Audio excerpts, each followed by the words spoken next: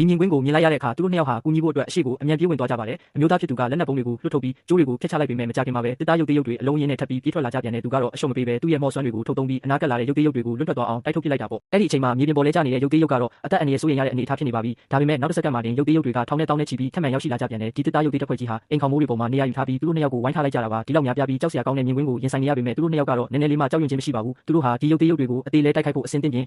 ထားပြီးသားလေရုပ်သေးရုပ်တွေကစတင်တိုက်ခိုက်လာပေမဲ့ဒီမျိုးသားရဲ့မော်ဆွမ်းကိုတော့ဘလို့မှမရှင်းနိုင်ကြပါဘူး